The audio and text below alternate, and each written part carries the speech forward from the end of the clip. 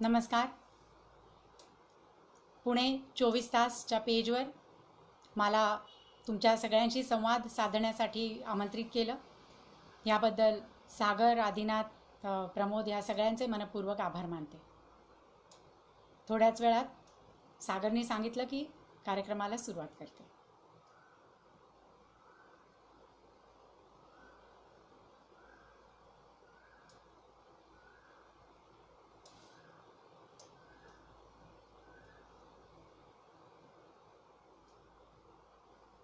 नमस्ते सद्दाम, अली, सागर रोकडे, नमस्कार.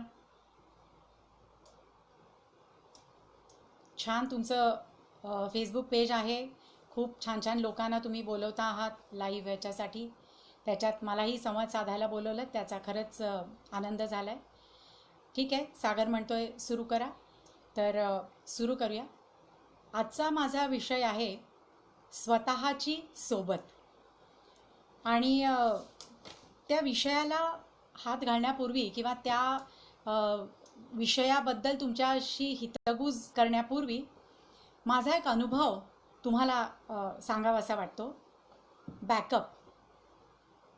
मध्यंतरी माझा मोबाईल चोरीला गेला. आणि ही मी जी गोष्ट सांगते ना ती जुनी आहे, म्हणजे स्मार्टफोन्स वगैरे येण्याच्या आधी. कारण आता आपले सगळे स्मार्टफोन्स आपल्या लॅपटॉपला वगैरे गुगलला सगळ्याला कनेक्टेड असतात. पण अगदी जुने हँडसेट होते, जुना फोन होता तेव्हाची गोष्ट आहे. तर चोरीला गेला मोबाईल.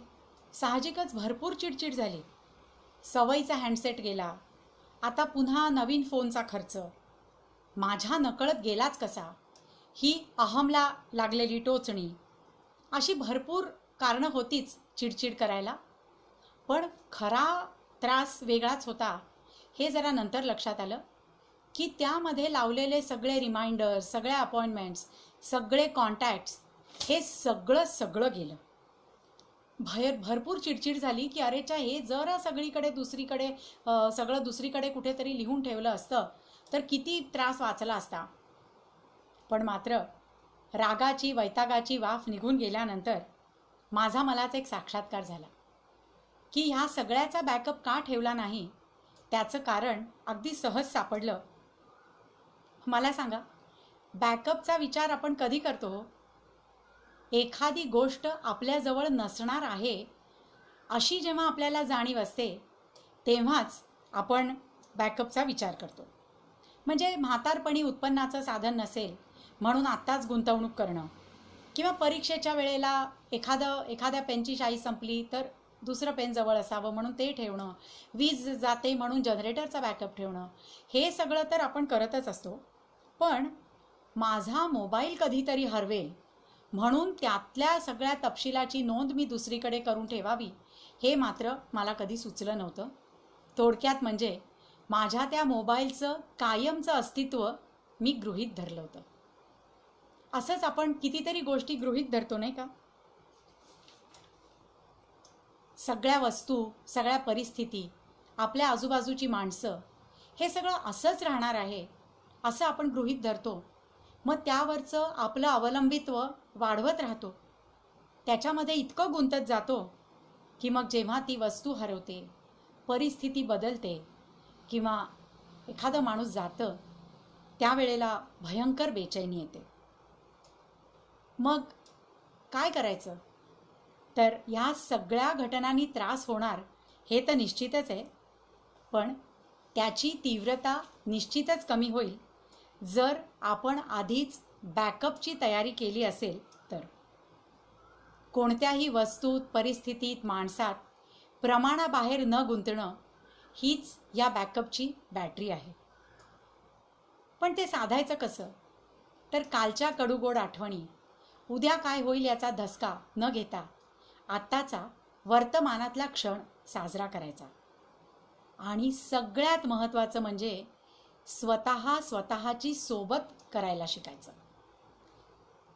इथे बघा, आता हा माझा विषय जो आहे तो आला.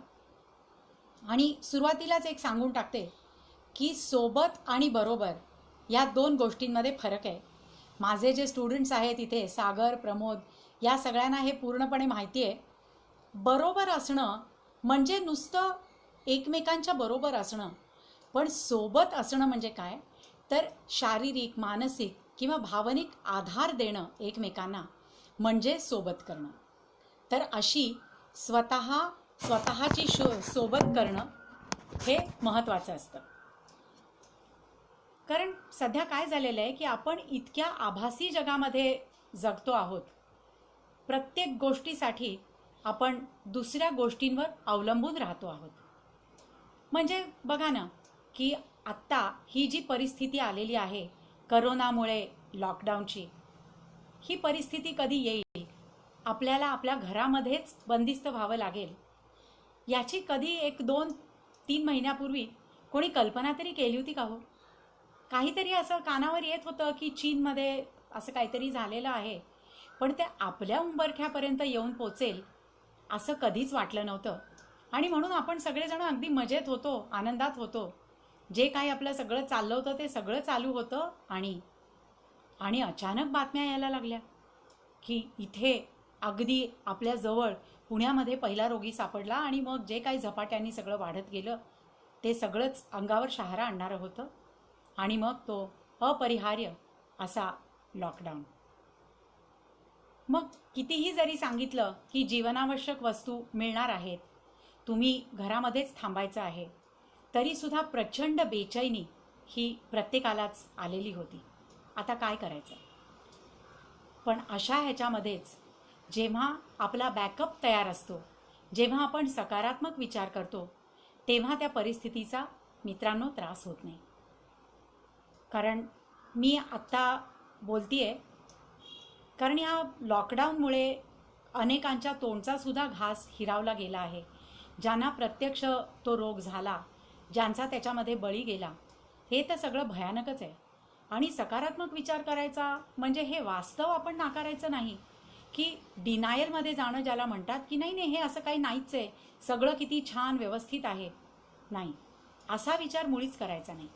हे वास्तव तर स्वीकारायचंच आहे, पण त्यातून खचून न जाता आपण आपली वाट कशी काढायची हे महत्त्वाचं आहे. मंडळी, आपल्याला माहिती असतं की शरीर तंदुरुस्त ठेवण्यासाठी व्यायाम करा, नीट आहार घ्या, हे सगळं आपल्याला माहिती आहे हो. पण मन स्वस्थ ठेवण्यासाठी, मन तंदुरुस्त ठेवण्यासाठी काय करायचं? मनाची पण मशागत करावी लागते. हे कधी फारसं कुणी बोलत नाही आणि आपणही त्याकडे फारसं कधी लक्ष देत नाही. शरीराचा व्यायाम, शरीराची तंदुरुस्ती जितकी महत्त्वाची आहे, तितकीच किंबहुना जास्तच मनाची तंदुरुस्ती महत्त्वाची आहे. आणि एरवी सगळं जेव्हा आलबेल असतं त्यावेळेला काहीच समस्या नसते, तेव्हा सगळंच छान असतं, तेव्हा आपण आनंदात असतो. पण जेव्हा एखादं संकट पुढे उभं राहतं, एखादी अडचणीची परिस्थिती उभी राहते, तेव्हा जर आपण मनाची मशागत केलेली नसेल तर ते मन अगदी भांबावून जातं. काय करावं हे समजत नाही. आजूबाजूला कुठेतरी आधार शोधायला लागतं, आणि मग तो आधार मिळाला नाही तर इतकं निराशेच्या गर्तेत सापडतं की मग टोकाची पावलं उचलली जातात. त्या सगळ्या दुःखद बातम्या आपण नेहमीच वाचत असतो. आणि सध्या थोडंसं दुर्दैवाने काय झालं आहे की टेलिकम्युनिकेशन, टेलिफोन, टेलिकास्ट, हे जे सगळं आहे, टेली म्हणजे दूर, टेलिफोन म्हणजे दूरध्वनी, आपल्याला माहिती आहे. आपण असं म्हणतो की अरे वा, किती तंत्रज्ञानाने प्रगती केलेली आहे, की अगदी माझ्या मनात आलं की हजारो मैल दूर असलेल्या माणसाशी सुद्धा मी अगदी 1 मिनिटाच्या आत संपर्क साधू शकते. अगदी बरोबर आहे. पण या हजारो मैल दूर असलेल्यांच्या संपर्कात राहण्याच्या हव्यासापोटी आपल्या अगदी शेजारी जे कोण आहे तिकडे आपलं थोडंसं दुर्लक्ष होतंय का हो, याचा जरा विचार करायला पाहिजे. कारण ह्या सगळ्या बाहेरच्या जगामध्ये, बहिर्मुखी जगामध्ये आपण इतके गुंतून गेलेलो आहोत की प्रत्यक्ष आजूबाजूला काय घडतंय इकडे आपलं थोडंसं दुर्लक्ष होतंय. आणि त्यातून हे सगळं सोशल मीडिया, हे तर आहेच, आभासी जग आहे सगळं. एक खूप छान वाक्य मध्ये वाचलं होतं. हे व्हॉट्सॲपवरच काय काय मेसेजेस येत असतात, पण त्यामध्ये एक चांगलं वाक्य होतं गल्लीत विचारत नाही कुत्र, बरं का, गल्लीत विचारत नाही कुत्र, फेसबुकवर मात्र ढीगभर मित्र. कारण फेसबुकवर असे कित्येक आपले फ्रेंड्स असतात, असे कित्येक आपले मित्र असतात की त्यांना आपण प्रत्यक्ष ओळखतही नसतो. आपण ना कधी त्यांना बघितलेलं असतं, ना त्यांनी आपल्याला बघितलेलं असतं, पण एक फ्रेंड्स असतो आपण. आणि मग आपण त्या आपल्याला कधीही न बघितलेल्या फ्रेंड पुढे आपली अशी एक प्रतिमा तयार करू इच्छितो की जी आपल्याच कल्पनेतली आपली आदर्श प्रतिमा आहे. आणि तो पलीकडचा मित्रसुद्धा त्याची जी प्रतिमा उभी करतो तुमच्या डोळ्यासमोर, ती त्याचं खरं स्वरूप आहे की नाही हे कुठे आपल्याला माहिती आहे. आणि मग त्या आभासी जगामध्येच आपण खूप वावरायला लागतो, त्याच्या आहारी जातो असं म्हटलं तरी वावगं ठरणार नाही. आणि मग काय होतं की आपण दुसऱ्याच्या दृष्टीतून आपल्याकडे बघण्याचा एक छंद, तो छंद आहे तिथपर्यंत ठीक आहे, पण मग नंतर नंतर त्याचं व्यसन लागतं आणि मग त्याच्यावरच आपलं अवलंबित्व इतकं वाढतं. म्हणजे बघा, अगदी माझ्याच बाबतीत काही दिवसांपूर्वी घडलेली घटना मी सांगते की मैत्रिणींचा एक ग्रुप, त्यामध्ये अनेक मैत्रिणी रोज काही ना काहीतरी पोस्ट करत असतात, त्याला लाईक्स पण खूप मिळत असतात. मी एकदा एक पोस्ट केली, त्याला बराच वेळ कुणाचीच लाईक आली नाही, कोणीच काही त्याच्यावर बोललं नाही. अहो, मी इतकी अस्वस्थ झाले. म्हटलं अरे बापरे, आपलं काही चुकलं का काय? आता आपली काही किंमतच राहिलेली नाही या जगामध्ये. अगदी आपण वर्थलेस आहोत, निरुपयोगी आहोत, टाकाऊ वस्तू आहोत असं मला वाटायला लागलं. आणि पण एक क्षणभरच नंतर माझं मलाच इतकं हसू आलं की हा काय वेडेपणा आहे, कशावर आपण अवलंबून राहतोय. तर म्हणून दुसऱ्यावरचं आपलं अवलंबित्व, दुसरा आपल्याविषयी काय विचार करतो याचा थोडासा पायपोस ठेवलाच पाहिजे, पण पूर्णपणे दुसऱ्याच्या दृष्टिकोनातून स्वतःला बघणं हे अत्यंत चुकीचं आहे. कारण मग काय होतं की आपण समाजात वावरताना मुखवटे घालायला लागतो. की काय होतं मग, दुसऱ्यांनी मला चांगलं म्हणावं म्हणून मनात नसताना खोटं खोटं हसणं, खोटी खोटी विनम्रता, हे सगळं आपण करायला लागतो. हे सगळं जेव्हा ठीक, सगळं काही आलबेल आहे तेव्हा ठीक असतं, पण जेव्हा एखादी अडचण सामोरी येते ना, जेव्हा एखाद्या संकटाचा सामना करावा लागतो, तेव्हा हा मुखवटा फार काळ नाही हो आपल्याला घालता येत. तो मुखवटा गळून पडतो आणि मग आपलंच भेसूर स्वरूप आपल्यालाही दिसतं आणि इतरांनाही दिसतं. स्वतःची सोबत आपल्याला का नको असते याचं कारण म्हणजे, जेव्हा आपण मित्रांच्या गराड्यात असतो, आपल्या स्तुतिपाठकांच्या गराड्यात असतो, फेसबुकवर छान छान आपल्याला सगळ्याला लाईक्स मिळत असतात, आपण केलेल्या कामाचं वर्तमानपत्रातून सगळीकडून कौतुक होत असतं, तो सगळा एक कोश आपण आपल्या भोवती विणून घेतो. आणि मग त्या कोशामध्ये आपण अत्यंत सुरक्षित वाटतं आपल्याला की अरे वा, आपण किती छान आहोत, सगळेजण आपलं कौतुक करतायत. आणि म्हणून मग एकटं बसायला नको वाटतं. याचं कारण म्हणजे, एकटं बसलं रे बसलं की आपल्या मनाच्या तळाशी आपलं खरं स्वरूप आपल्याला चांगलं माहिती असतं. मग एकटं बसलं की स्वतःला आरशात बघितल्यासारखं होतं, स्वतःच स्वतःचा सामना करू लागतो आपण. आणि मग ते काही फारसं सुखावह नसतं. म्हणून भीती वाटते आपल्याच सोबतीने बसायला. ती सोबत वाटत नाही, त्याचा आधार मिळत नाही आपल्याला. आणि असं वाटतं बापरे, हे काय, एक क्षण ते खरं स्वरूप जरी आपल्याला दिसलं तरी आपण घाबरून जातो. आणि म्हणून पटकन आपण स्वतःच्या सोबतीतून दूर निघतो आणि पुन्हा एकदा त्या कोशामध्ये आपण निघून जातो. वा वा, किती सगळं छान, तुम्ही किती छान, तुम्ही किती छान, तुम्ही किती छान काम करता, तुम्ही किती छान बोलता, तुम्ही किती छान दिसता, वगैरे वगैरे वगैरे. पण मंडळी, हे खरं नाही आहे.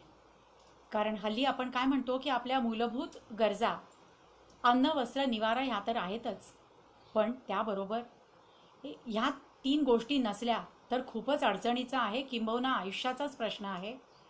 पण ह्याबरोबर एक चौथी गोष्ट आहे, ती म्हणजे एकटेपणा.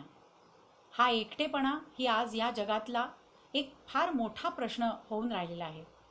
पूर्वीच्या काळी जेव्हा एकत्र कुटुंब होती तेव्हा एक सपोर्ट सिस्टीम, एक आधार व्यवस्था खूप छान होती. आता तसं नाही आहे. म्हणून बाहेर कुठे सोबत आपल्याला मिळेल न मिळेल, म्हणून स्वतःची सोबत करायला आपण जेव्हा शिकू, तेव्हा मग दुसऱ्यावरचं अवलंबित्व आपल्याला कमी करता येईल. तुम्हाला ना एक प्रार्थना आता मला आठवतीये, ती मी सांगते. मंडळी, प्रार्थना आपण सगळेच करतो. काय करतो हो प्रार्थना, सांगाल मला? की मला सुख दे, मला आनंद दे. आणि आपण इतके पण स्वार्थी नसतो. आपण आपले मित्रमंडळी, आपले सगळे सोयरे, आपले आप्तसंबंधी, आपले नातेवाईक या सगळ्यांच्यासाठी सुख आणि आनंद मागतो. यामध्ये काही प्रश्नच नाही. पण फक्त मला सुख दे, माझ्या घरच्यांना सुख दे, माझ्या नातेवाईकांना सुख दे. मग देवानी दुःख निर्माण केले, त्याचं काय करायचं हो? मला सुख दे हे म्हणताना त्याचा एक अध्यारूत अर्थ असा झाला की म्हणजे बाकीच्यांना, जे माझ्या ओळखीचे नाहीत वगैरे, त्यांना दुःख दिलंच तरी चालेल. असं होत नाही. म्हणून प्रार्थना करताना काय करायची असते की काय द्यायचं ते तो ठरवेल, ते आपण नाही मागायचं. पण जी काय परिस्थिती येईल, दुःख आलं तरी त्यातून तरून जाण्यासाठी मला सामर्थ्य दे, ह्यासाठी प्रार्थना करायची. एक खूप सुंदर वाक्य ऐकलं होतं की प्रार्थना कशासाठी करतो आपण? Prayer doesn't change the world for you, it changes you for the world. प्रार्थना जग तुमच्यासाठी बदलत नाही, पण तुम्हाला जगाला सामोरं जाण्यासाठी बदलते. आणि मला एक अतिशय आवडलेली प्रार्थना तुम्हाला सांगावीशी वाटते मला. अल्कोहोलिक अनॉनिमस हा जो ग्रुप आहे, त्यांची ही प्रार्थना आहे. या प्रार्थनेचे 3 भाग आहेत बरं का. ते तिन्ही लक्षपूर्वक ऐका.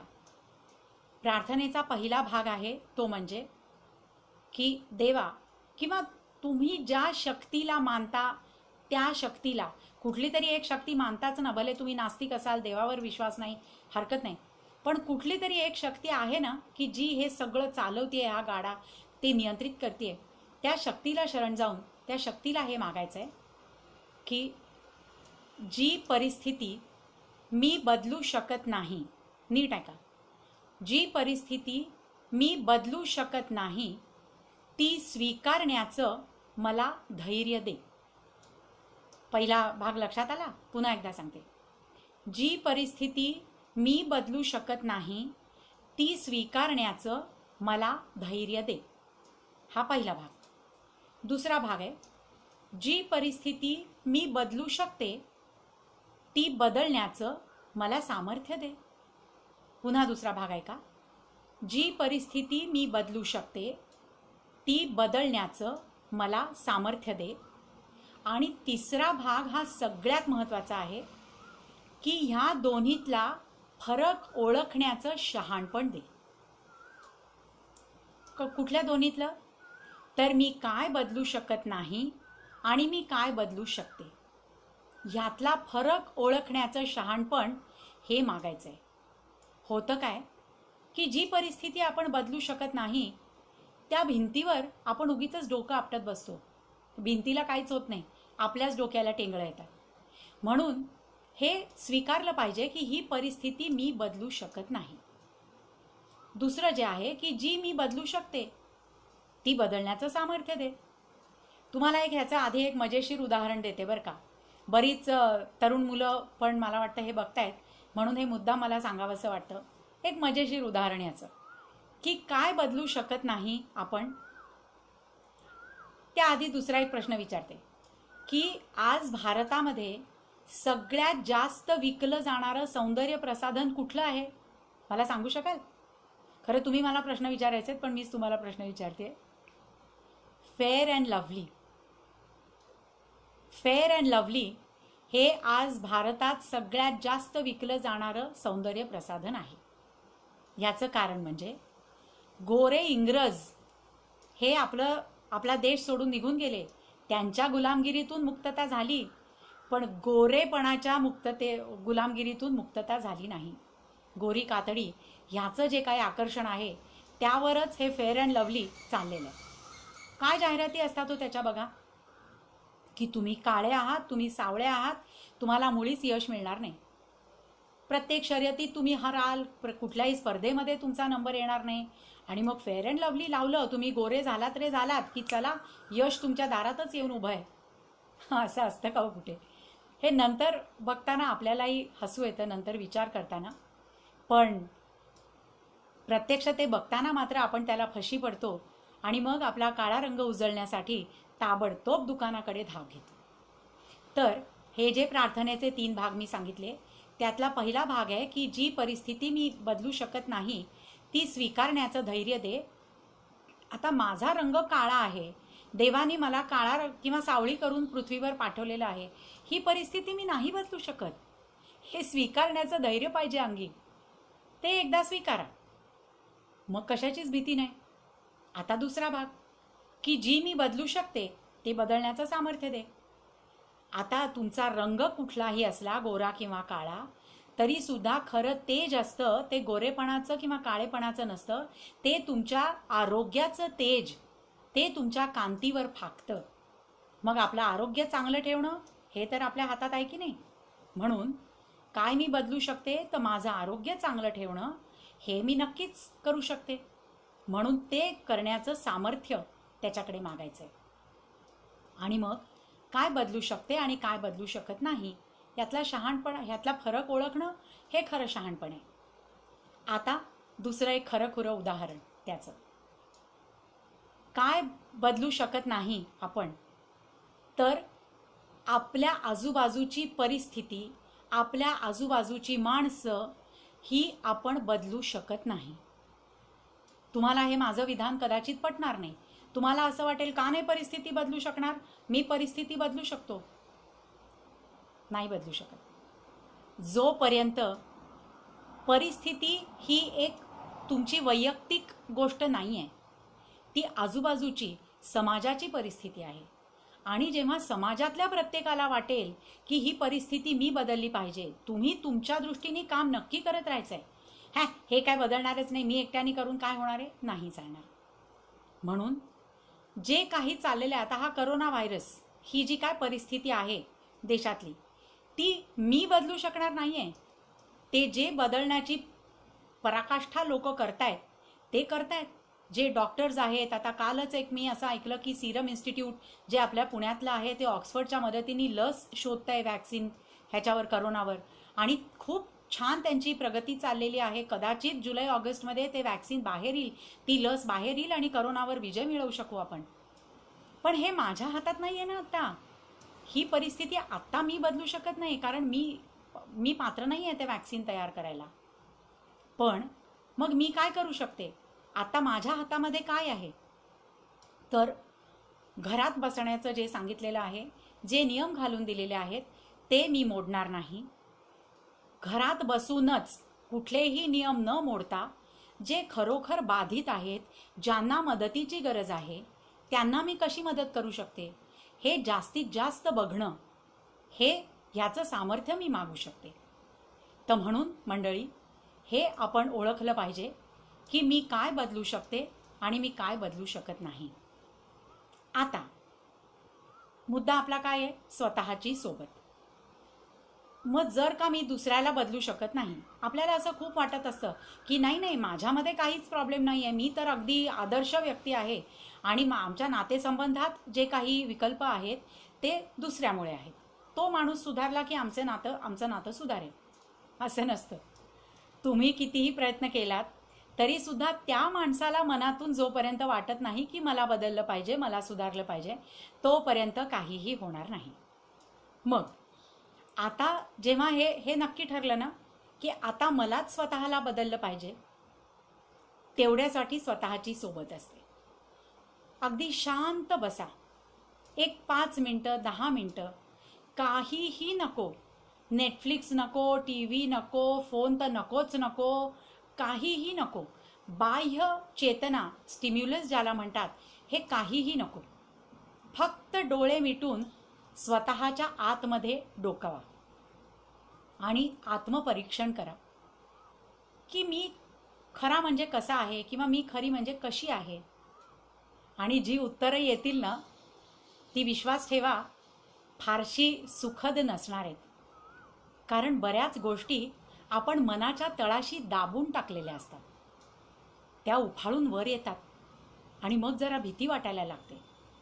मग त्या क्षणाला आपल्याला मोह होतो की नाही नाही नाही, हे सगळं काही नको, चला चला पटकन कुणाला तरी फोन करूया, नाहीतर कुणाशी तरी चॅट करूया, नाहीतर टी व्ही तरी लावूया, नाहीतर यूट्यूबवर तरी काहीतरी बघूया, नाहीतर फेसबुक लाईव्हवर काय चाललंय ते तरी बघूया. थोडा लगाम घाला स्वतःला, धीराने सामना करा. अरे, हे असं असं आहे का? माझ्या अंगामध्ये इतके दोष आहेत? या अमक्या तमक्याच्या बद्दल माझ्या मनात कधीतरी इतका वाईट विचार आला होता? आणि प्रत्यक्षात मात्र मी किती गोड बोललो त्याच्याशी. म्हणजे गोड बोलायलाच पाहिजे, पण ते कृत्रिम होतं ना. हे जेव्हा स्वतःचं स्वतःला कळायला लागेल ना, तेव्हा मग ती बदलण्याची प्रक्रिया सुरू होते. राग असणं, षड्रिपू आपल्याला माहिती आहे. काम, क्रोध, लोभ, मोह, मद, मत्सर, हे 6 षड्रिपू म्हणजे 6 शत्रू आहेत आपले. आणि प्रगतीपासून हेच आपल्याला रोखत असतात नेहमी. एरवी आपण काय करतो की त्यांना मनाच्या तळाशी दाबून ठेवलेलं असतं, पण ते फार काळ दबून राहत नाहीत. जेव्हा मी मगाशी म्हटलं तसं, जेव्हा काही यथास्थित सगळं चालू असतं तोपर्यंत मुखवटा टिकतो. पण जेव्हा खरोखरच एखादी परिस्थिती अशी आडवी येते, त्यावेळेला मुखवटा गळून पडतो आणि मग जे काय दाबून ठेवलेलं सगळं असतं ना, ते दुप्पट जोराने बाहेर येतं. आणि मग आपल्या हातून काय होईल यावर आपला स्वतःचाही ताबा राहत नाही. एक गमतीशीर गोष्ट बरं का, की असं असतं ना की तीर्थक्षेत्री गेलं किंवा यात्रेला गेलं की काहीतरी सोडायचं असतं. तर एक गृहस्थ असेच गेले यात्रेला आणि अतिशय तापट स्वभावाचे होते ते. ते जाता जाता घोकत गेले की आता मी तिथे गेलो ना की मी माझा राग तिथे सोडून येणार आहे. मग झालं, तीर्थयात्रेला गेले, परत आले. लोकांनी विचारलं, का हो, काय सोडून आलात तुम्ही? अहो, राग सोडून आलो. बघा, विचारा घरच्यांना, अजिबात मी आता रागवत नाही. आणि खरोखरच आल्या आल्या काही दिवस ते अगदी शांततेने वागत होते. घरातल्या लोकांना सुद्धा आनंद झाला की खरंच राग सोडलेला दिसतो याने. त्यांना भेटायला रोज कोण ना कोणतरी येत होतं. जवळजवळ 20-25 माणसं रोजची भेटायला येत होती. आणि का हो तुम्ही गेलात काय सोडलं, का हो तुम्ही गेलात काय सोडलं. शेवटी झालं, यांच्या रागाचा पारा इतका चढला. अहो, किती वेळा विचारताय? एकदा सांगितलं ना तुम्हाला राग सोडून आलो म्हणून, काय 100 वेळा तेच तेच विचारताय. झालं, जो काय मुखवटा तिथनं यात्रेहून घालून आले होते तो गळून पडला. आणि जो मनाच्या तळाशी दाबून ठेवलेला होता ते फक्त स्वतःला सांगत होते, मी राग सोडलाय, मी राग सोडलाय, मी राग सोडलाय. खरा सोडला नव्हता. असा नाही सुटत. खूप मोठी साधना आहे ती. आणि म्हणून ती साधना करण्यासाठी स्वतःच्या सोबतीने बसणं हे अत्यंत महत्त्वाचं आहे. आणि आत्तासुद्धा बघा तुम्ही की जे कुठेतरी कोणी विद्यार्थी असतील, कोणी हे असतील, मी मजूर किंवा जे खरोखर अतिशय उपाशीच राहिलेले आहेत किंवा ज्यांचा जीव राहतो का जातो अशी परिस्थिती आहे, त्यांच्याबद्दल मी बोलत नाही आहे, मला माफ करा. कारण त्यांचं दुःख मी समजूच शकत नाही. उगीच काहीतरी खोटा आव आणून त्यांच्याबद्दल कळवळा व्यक्त करणं हे मला नाही जमत आहे. पण आपल्या मूलभूत गरजा भागलेल्या आहेत. खरी म्हणजे तशी काही एवढी अडचण नाही आहे. अशा परिस्थितीमध्ये असताना सुद्धा आपण जेव्हा तक्रार करतो की शी काय हे, कित्येक दिवसात माझ्या अमक्या तमक्या हॉटेलमधली डिश मला खायला नाही मिळालेली, काय हे, त्या अमक्या तमक्या थिएटरमध्ये जाऊन मला सिनेमा बघायचा होता, तो मला बघताच आलेला नाही आहे, काय हे, मैत्रिणींची भिशी आमची होऊ शकत नाही आहे. हे जे सगळे ह्या कृत्रिम अडचणी आहेत त्याचा आपण किती बाऊ करतो. ते नाही करायचं. आणि ते जेव्हा आपण स्वतःबरोबर स्वतःच्या सोबतीने अगदी शांत बसतो, त्या वेळेला हे हळूहळू हळूहळू जमायला लागतं. मी जे क्लासेस घेते तिथे मी नेहमी सांगते की आपण ना रोज सकाळी एकदा उठल्यानंतर आरशामध्ये बघायचं आणि आपल्याला काय काय काय काय गोष्टी देवानी फुकट दिलेल्या आहेत त्या मोजा एकदा. हातापायाची बोटं सुद्धा पुरत नाहीत हो. म्हणजे कदाचित आपल्याला तेवढी गणतीच येत नसेल, त्या इतक्या गोष्टी मोजताच येत नसतील आपल्याला. इतक्या गोष्टी देवाने आपल्या ओटीमध्ये अक्षरशः अशा टाकलेल्या आहेत. आणि आपण कुठल्या तरी भलत्या गोष्टींचं दुःख करून, ते दुःख नाहीच आहे खरं म्हणजे, त्याची तक्रार करत बसतो. हे खरोखर जेव्हा स्वतःच्या सोबतीमध्ये बसतो ना तेव्हा हे कळतं.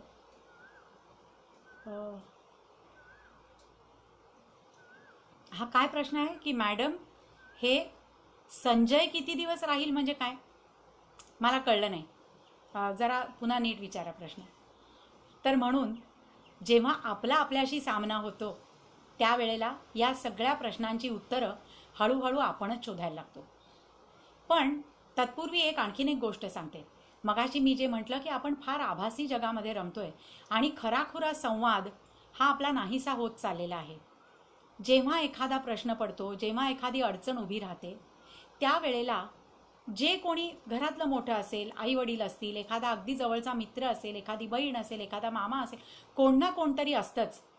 त्यांच्याकडे त्या अडचणीबद्दल मनमोकळेपणाने बोला. आपण बोलत का नाही? कारण पुन्हा आपल्याला असं भासवायचं असतं की छे छे माझ्या आयुष्यात काहीच अडचण नाही, मी किती छान मजेत आहे. पण खरोखरच जेव्हा अडचण निर्माण होते त्यावेळेला ती कुणाजवळ तरी बोला. ह्याचं कारण म्हणजे कदाचित ती दुसरी व्यक्ती तुम्हाला उपाय सांगू शकेल न शकेल, पण अनेक वेळेला हा अनुभव मला आलेला आहे. हे सगळं मी माझ्या अनुभवाचे बोल तुम्हाला सांगते की जेव्हा आपण त्या अडचणीला वाचा फोडतो, ती प्रत्यक्ष बोलतो दुसऱ्याजवळ, तेव्हा बोलता बोलताच आपल्याला त्याच्यातनं उपाय दिसत जातो. ह्याचं कारण म्हणजे आत्तापर्यंत आपण त्या अडचणीला दाबून ठेवलेलं असतं. दुसऱ्याला जेव्हा आपण सांगतो तेव्हा आपण त्या अडचणीतून थोडंसं बाहेर येऊन बाहेरून त्याच्याकडे बघतो आणि त्या अडचणीच्या बाहेर जेव्हा आपण येतो तेव्हा तो उपायसुद्धा आपल्याला स्पष्ट दिसतो तिकडचा आणि असं वाटतं की अरे हे मला कसं सुचलं नव्हतं, पण ते दुसऱ्याशी बोलता बोलता सुचतं. हां, ह्यांचा असा प्रश्न आहे की हे संकट किती दिवस राहील? मी ज्योतिषी नाही हो, मी हे नाही सांगू शकत. पण पुन्हा मी तुम्हाला तेच सांगते की हे बदलणं आपल्या हातात नाही आहे. हे संकट किती दिवस राहील, ते मागे काय काय ठेवून जाईल, ते संकट बघेल. त्याची काळजी आपण नाही करायची. पण त्या संकटाचा सामना मी कसा करू शकते? मी आत्ता जे प्रार्थनेचे 3 भाग सांगितले ना, ते कुठेतरी लिहून ठेवा तुमच्याकडे. आणि कुठलीही परिस्थिती समोर आली ना की त्याला त्याचा निकष लावा की बघा ही परिस्थिती मी बदलू शकतोय का बदलू शकत नाही आहे. नाही बदलू शकत आहे मग ती मला स्वीकारली पाहिजे. बदलू शकते मग मी ती बदलली पाहिजे. इतकं साधं सोपं आहे ते. त्यामुळे हे संकट किती राहील याचा विचार करण्यात मी माझी ऊर्जा, माझा वेळ आणि माझी बुद्धी खर्च करायची का? नाही. कारण ते संकट त्याला जेव्हा जायचं तेव्हा जाईल. पण ते आहे तोपर्यंत मी कसं वागलं पाहिजे, मी त्या संकटाचा सामना कसा केला पाहिजे, हे नक्की माझ्या हातात आहे. की जे माझ्यापेक्षा जरा कमी नशीबवान बांधव आहेत त्यांना मी काय मदत करू शकते, ते तर माझ्या हातात आहे ना. माझ्याकडे पैसा असेल तर मी पैशाने मदत करू शकते. कदाचित एखादा कोणीतरी तुमच्या ओळखीचा करोनाग्रस्त झालेला आहे किंवा तुम्हाला माहिती आहे की तो कुठेतरी अडकलेला आहे. प्रत्यक्ष तुम्ही जाऊन त्याच्या पाठीवर हात नाही ठेवू शकत आहे, पण मग त्याला फोन करा, दुरून त्याचे डोळे पुसा, त्याला सांगा की अरे बाबा हरकत नाही आहे, ह्याच्यातून पण आपण नक्की तरून जाऊ. सकारात्मक विचाराची त्याला एक ऊर्जा द्या. हे तर आपण नक्की करू शकतो. तर म्हणून संकट किती दिवस राहील ही काळजी झाली हो. काळजी करून काहीही होत नाही. काळजी घेणं हे जास्त महत्त्वाचं असतं. तर म्हणून हे स्वतःची सोबत करणं हे मी आत्ता तुम्हाला सांगितलं. आणि मग असंही कदाचित कोणाला तरी वाटेल की आम्ही बसलो स्वतःची सोबत करायला पण पुढे काहीच घडत नाही. तर मग तुम्हाला एक 2-3 नुस्खे सांगते, 2-3 उपाय सांगते. अगदी लहानपणापासून आपल्याला म्हणजे आम्हाला तरी, माझी आता 60 उलटून गेली, आम्हाला तरी लहानपणी हे शिकवलं होतं की सकाळी उठलं रे उठलं की पहिल्यांदा तळहाताचं दर्शन घ्यायचं. हे संजय साळुंके काहीतरी म्हणतात की कॉल मी मॅडम. मी आत्ता तुम्हाला कॉल नाही करू शकत आहे, पण नंतर तुम्ही सागर रोकडेंकडनं माझा नंबर घ्या व्हॉट्सॲप आणि काय तुमची समस्या आहे ती मला नक्की पाठवा. मी माझ्या परीने नक्की ती सोडवण्याचा प्रयत्न करीन. तर आणि मी आत्ता पुढे काय सांगते ना ते नीट लक्ष देऊन ऐका. रोज सकाळी उठल्याबरोबर डोळे उघडले की आधी तळहाताचं दर्शन घ्यायचं आणि एक श्लोक म्हणायचा. माहिती आहे तुम्हाला तो श्लोक? नसेल माहिती तर ऐका, आणि ज्यांना माहिती आहे विसरले त्यांना मी आठवण करून देते. कराग्रे वसते लक्ष्मी, करमध्ये सरस्वती, करमूले तु गोविंदम, प्रभाते करदर्शनम. याचा अर्थ काय आहे की हा असा तळहात समोर आहे तुमचा. कराग्रे वसते लक्ष्मी म्हणजे हाताच्या म्हणजे बोटांच्या टोकावर लक्ष्मीचा निवास असतो. करमध्ये सरस्वती म्हणजे तळहाताच्या मध्यभागी सरस्वतीचा निवास असतो. आणि करमूले मनगटाच्या तिथे गोविंद म्हणजे कृष्णाचा निवास असतो. आता ही आजकालची मुलं काय म्हणतील की छे आम्हाला काही लक्ष्मी सरस्वती कृष्ण विष्णू कोणी दिसत नाही हातामध्ये. आता असा विचार करा की लक्ष्मी हे कशाचं प्रतीक आहे हो? लक्ष्मी हे धनाचं प्रतीक आहे. पैसे मोजताना आपण बोटाच्या टोकांनी मोजतो की नाही? मग लक्ष्मी हे जर का धनाचं प्रतीक आहे तर मग रोज सकाळी उठल्यानंतर बोटाच्या टोकांच्याकडे बघून आपण जर का स्वतःला असं वचन दिलं की मी फक्त योग्य मार्गानेच पैसे मिळवीन आणि आलेला पैसा योग्य आणि विधायक कामासाठीच खर्च करीन, तर म्हणजे झाली ना लक्ष्मीला तुम्ही एक म्हणजे लक्ष्मीच्या निमित्ताने स्वतःलाच एक वचन दिलं. मग करमध्ये सरस्वती. सरस्वती ही कशाचं प्रतीक आहे? ज्ञानाचं, विद्येचं. म्हणून पुस्तक आपण असं तळहाताच्या मध्यभागी ठेवून वाचतो की नाही? मग आपण जर का तळहाताच्या मध्यभागी बघून स्वतःला असं वचन दिलं की मी जितकं जमेल तितकं ज्ञान संपादन करीन आणि माझ्या ज्ञानाचा, माझ्या विद्येचा फक्त सकारात्मक विधायक कार्यासाठीच उपयोग करीन. कारण काय आहे की जे बॉम्ब तयार करतात, जे दहशतवादी असतात, यांना काय बुद्धी नसते? प्रचंड बुद्धी लागते, मास्टर माइंड असतं ते, बरोबर त्या त्या ठिकाणी असे स्फोट घडवून आणायला. पण त्यांना बुद्धी नाही असं नाही आहे. ती बुद्धी ते चांगल्या कामासाठी वापरत नाही आहेत. म्हणून आपण स्वतःला वचन द्यायचं की माझी बुद्धी, माझं ज्ञान, माझी विद्या ही मी फक्त विधायक कार्यासाठीच वापरीन. आधी स्वतःच्या उद्धाराकरता. गीतेमध्ये फार सुंदर श्लोक आहे मित्रांनो. उद्धरेत आत्मनो आत्मानं नहि आत्मानं अवसादयेत, आत्मेव ह्यात्मनो बंधू आत्मेव रिपू आत्मनो. म्हणजे आपण आपला नेहमी उद्धार करायचा आहे, कधीही स्वतःची अधोगती करायची नाही. दुसरी ओळ ह्या श्लोकातली फार महत्त्वाची आहे. आत्मेव ह्यात्मनो बंधू, आपणच आपला मित्र असतो. आत्मेव रिपू आत्मनो, आपणच आपला शत्रू असतो. म्हणून आपणच आपला उद्धार करू शकतो आणि आपणच स्वतःला अधोगतीला नेऊ शकतो. मग काय करायचं आपल्याच हातात आहे ना. ते सद्गुरू वामनराव पै त्यांचं तर एक प्रसिद्ध वाक्य आहे की तुझ्या जीवनाचा तूच शिल्पकार आहेस. आपण इथे तिथे तिथे तिथे कशाला शोधत राहतो कुणाला तरी. तर म्हणून हे कधी कळतं आपल्याला की आपल्या अंगामध्ये केवढी प्रचंड शक्ती आहे.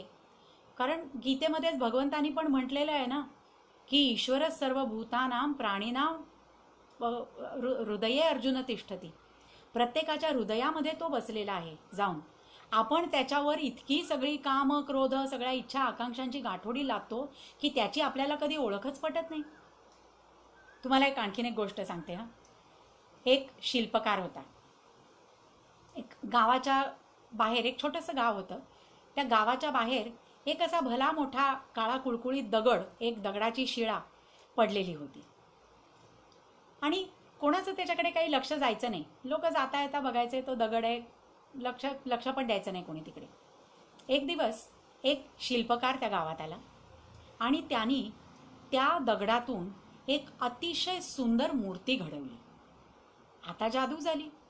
त्या दगडाच्या शिळेकडे आतापर्यंत ढुंकून न बघणारे लोक आता ती मूर्ती अगदी थांबून निरखून बघायला लागले. आणि त्या शिल्पकाराला विचारायला लागले, अहो शिल्पी दादा, काय सुंदर मूर्ती घडवली हो तुम्ही, कशी काय घडवता आली तुम्हाला एवढी सुंदर मूर्ती?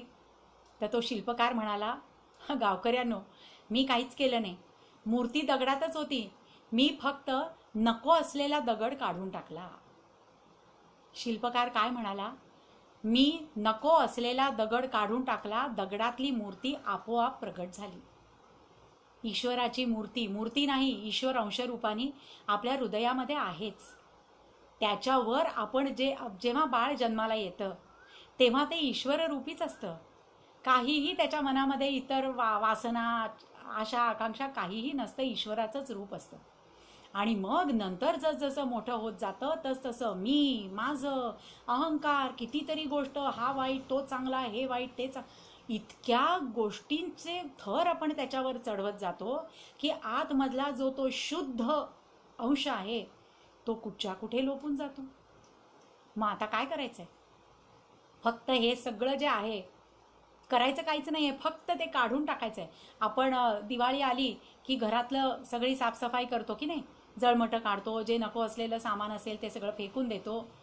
तेवढंच करायचं आहे, नको असलेलं सामान काढून टाकायचं आहे.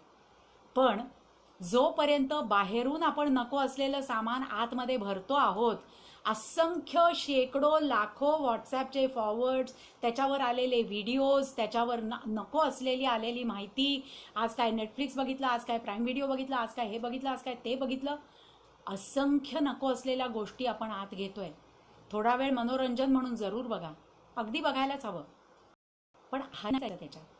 कारण जोपर्यंत सतत बाहेरच्या गोष्टी आत येत आहेत, साधी गोष्ट बघा, घरामध्ये सतत बाहेरच्या गोष्टी तुम्ही आणून रचून ठेवायला लागलात तर कधी आवरणार घर? नको असलेलं घरातलं सामान कसं आवरलं जाईल? तसंच आहे हे. दिवसाकाठी थोडासा वेळ, आपली कामं असतात, सगळं आपलं उपजीविकेचं साधन असतं, ते करायलाच पाहिजे. विहित कर्म जी आपली आहेत ती करायलाच पाहिजे, त्याच्यापासून सुटका नाही आहे. मनोरंजन पण थोडंसं पाहिजेच, पण त्यातूनही अगदी देवाची ये द्वारी उभा क्षण भरी, तेणेच्या मुक्तीचारी साधी येल्या. देव म्हणजे कोण आहे? कुठल्या देवाच्या देवळाच्या दारात जाऊन नाही उभं राहायचंय. आपल्या मनाच्या देवळामध्ये जो देव आहे त्याच्या दारी, म्हणजे आपल्याच मनाच्या दारी क्षणभर उभं राहायचंय आणि आत डोकावून बघायचंय काय काय आहे, आणि जे नको आहे ते काढून टाकायचंय. आपोआप आतलं जे देवत्व आहे, आपोआप आतला जो देवत्वाचा अंश आहे तो प्रगट होईल. आणि मग जेव्हा देवाचीच सोबत आपल्याला आहे तेव्हा मग काय हे संकट आलं काय, आणखीन कितीही संकट आली काय, त्याला घाबरायचं काय कारण आहे हो? तर म्हणून मंडळी, स्वतःची सोबत करायला शिकूया, हेच मला सांगायचं होतं. सागर, मी आता इथे थांबते. फार जास्त बोलले का मी? पण मला वाटतं 30-40 मिनटं तू सांगितलं होतंस, त्याप्रमाणे 40 मिनटं बोलले मी. जरूर मला प्रतिक्रिया द्या, आणि काहीही तुमच्या अडचणी असतील तर सागरकडे माझा ईमेल ॲड्रेस आहे, माझा फोन नंबर आहे, किंवा माझा ईमेल ॲड्रेस मी आत्ता पण तुम्हाला सांगते, मंजिरी धामणकर manjiri@gmail.com. काय तुमचे प्रश्न असतील ते मला जरूर ईमेलवर पाठवा, व्हॉट्सॲपवर पाठवा. माझ्या कुवतीप्रमाणे मी नक्की त्यांची उत्तरं देईन, उत्तरं देण्याचा नक्की प्रयत्न करीन. आणि माझ्याकडे उत्तर नसेल तर काहीतरी थातूरमातूर उत्तर देऊन तुम्हाला वाटेला लावणार नाही, हे मला माहीत नाही असं मी प्रांजळपणाने सांगेन. तर मी आता निरोप घेते तुमचा. मला पुणे 24 तासच्या या मंचावरून तुमच्या सगळ्यांशी संवाद साधण्याची संधी दिल्याबद्दल मी सागर रोकडे, आदिनाथ रोकडे आणि प्रमोद या तिघांचेही आभार मानते. हे तिघंही मी जे निवेदनाचं एक वर्कशॉप घेतलं होतं, कार्यशाळा घेतली होती, तिथले माझे विद्यार्थी होते, आणि विद्यार्थ्यांशी संवाद साधायला शिक्षकांना अधिक आनंद होतो. तर त्यामुळे आता निरोप घेते. धन्यवाद.